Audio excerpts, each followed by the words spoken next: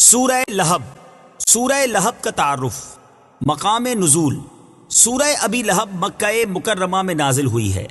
آیات، کلمات اور حروف کی تعداد: اس سورت میں 1 رکوع، 5 آیتیں، 20 کلمات اور 77 حروف ہیں۔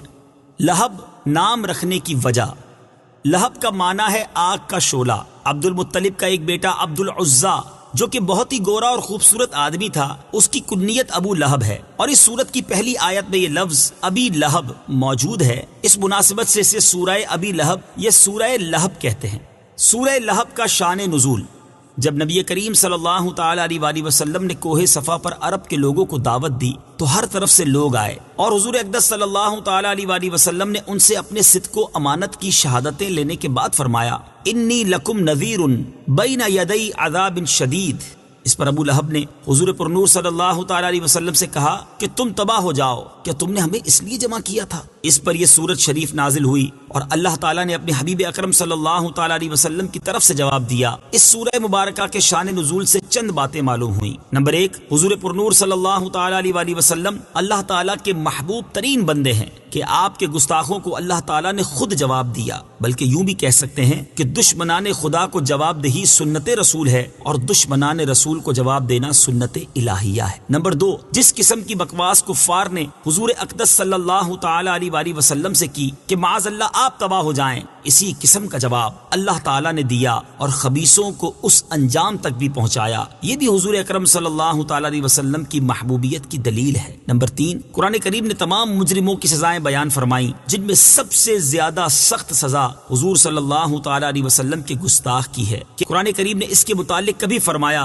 زنیم یعنی بدکاری کی پیداوار، اور کبھی فرمایا ابتر یعنی خیر سے کٹا ہوا اور محروم، اور کبھی فرمایا تبت یدا تباہ ہو جائے، اور کبھی فرمایا لن یغفر اللہ لہم اللہ انہیں ہرگز نہ بخشے گا۔ یوں ہی جیسے انعام حضور صلی اللہ تعالی علیہ وسلم کے ادب اور تعظیم پر دیے گئے، ایسے کسی اور عبادت پر نہ دیے گئے۔ نمبر 5، بڑی شرافت، عزت و نسب والے اور مال والے حضور صلی اللہ تعالی علیہ وسلم کی مخالفت سے ذلیل و خوار ہو گئے، تو دوسروں کا کیا پوچھنا۔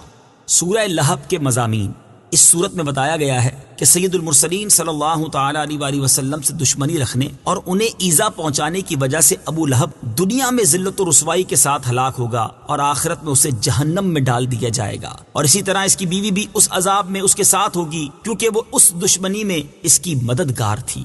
سورہ نصر کے ساتھ مناسبت: سورہ لہب کی اپنے سے ماقبل سورت نصر کے ساتھ مناسبت یہ ہے کہ سورہ نصر میں اطاعت گزاروں کی جزا بیان کی گئی کہ انہیں دنیا میں مدد اور فتح حاصل ہوگی اور آخرت میں عظیم ثواب ملے گا، اور اس سورت میں نافرمانوں کے بارے میں بتایا گیا کہ وہ دنیا و آخرت دونوں میں نقصان اٹھائیں گے۔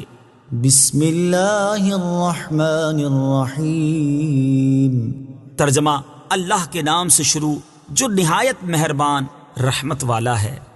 تبت یدا ابی لہب وتب۔ ترجمہ: ابو لہب کے دونوں ہاتھ تباہ ہو جائیں، اور وہ تباہ ہو ہی گیا۔ تبت یدا ابی لہب وتب۔ ترجمہ: ابو لہب کے دونوں ہاتھ تباہ ہو جائیں، اور وہ تباہ ہو ہی گیا۔ تفسیر صراط الجنان میں ہے ابو لہب کا نام عبد العزیٰ ہے، یہ عبد المطلب کا بیٹا اور سرکار دو عالم صلی اللہ تعالی علیہ وآلہ وسلم کا چچا تھا۔ بہت ہی گورا اور خوبصورت آدمی تھا، اسی لیے اس کی کنیت ابو لہب ہے، اور اسی کنیت سے وہ مشہور تھا۔ اس کے بیٹوں عتبہ اور عتیبہ کے نکاح میں حضور پر نور صلی اللہ تعالی علیہ وسلم کی صاحبزادیاں حضرت رقیہ اور حضرت ام کلثوم رضی اللہ تعالی عنہما تھیں۔ اس صورت کے نزول کے بعد ابو لہب نے ان صاحبزادیوں کو طلاق دلوا دی۔ عتبہ کا واقعہ بھی بڑا عبرتناک ہے کہ اس نے حضور پر نور صلی اللہ تعالی علیہ وسلم کی شہزادی کو طلاق دینے کے ساتھ حضور صلی اللہ تعالی علیہ وآلہ وسلم کی گستاخی بھی کی، جس پر سرکار دو عالم صلی اللہ تعالی علیہ وسلم نے اس کے لیے ہلاکت کی دعا کی۔ چنانچہ ایک سفر میں بڑی حفاظتوں کا انتظام کر لینے کے باوجود ایک شیر نے اسے پھاڑ ڈالا۔ آیت میں ابو لہب کے دونوں ہاتھ ہلاک ہونے سے مراد اس کی ذات کی ہلاکت ہے، اور آیت مبارکہ میں ابو لہب کی ہلاکت کی پیشن گوئی کی گئی۔ چنانچہ وہ بدترین موت مرا، اور وہ جنگ بدر کے 1 ہفتے بعد کالے دانے کی بیماری سے مرا، جسے عرب میں عدسہ کہتے ہیں۔ اہل عرب اسے متعدی بیماری سمجھ کر اس سے بہت بچتے تھے، اس لیے 3 دن تک اس مردود کی لاش پڑی رہی، پھول پھٹ کر بدبو دینے لگی، تب اجرت دے کر مزدوروں سے پھینکوائی گئی۔ ما أغنى عنه ماله وما كسب سيصلى نارا ذات لهب. ترجمہ: اس کا مال اور اس کی کمائی اس کے کچھ کام نہ آئی، اب شولوں والی آگ میں داخل ہوگا. ما أغنى عنه ماله وما كسب. اس کا مال اور اس کی کمائی اس کے کچھ کام نہ آئی.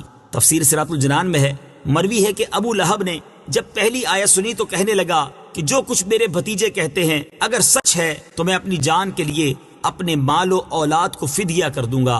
اس آیت میں اس کا رد فرمایا گیا کہ یہ خیال غلط ہے، اس وقت کوئی چیز کام آنے والی نہیں. سيصلى نارا ذات لهب. اب شولوں والی آگ میں داخل ہوگا، یعنی ابو لہب قیامت کے بعد دوزخ میں داخل ہو کر آگ کا عذاب پائے گا. اس سے معلوم ہوا کہ ابو لہب کا دوزخی ہونا یقینی ہے. وامرأته حمالة الحطب في جيدها حبل من مسد. ترجمہ: اور اس کی بیوی لکڑیوں کا گٹھا اٹھانے والی ہے، اس کے گلے میں کھجور کی چھال کی رسی ہے. وامرأته حمالة الحطب.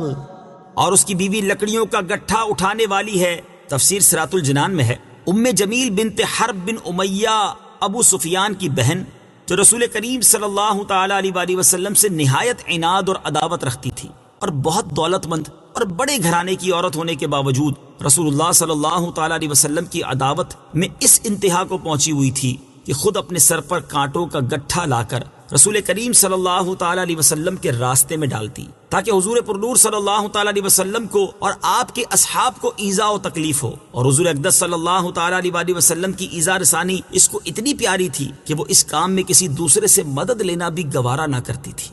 في جيدها حبل من مسد.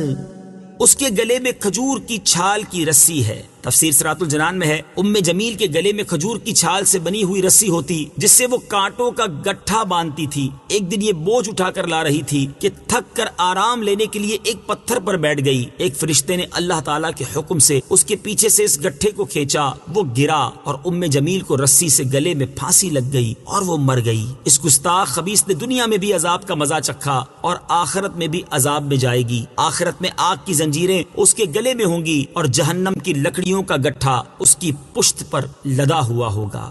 صدق اللہ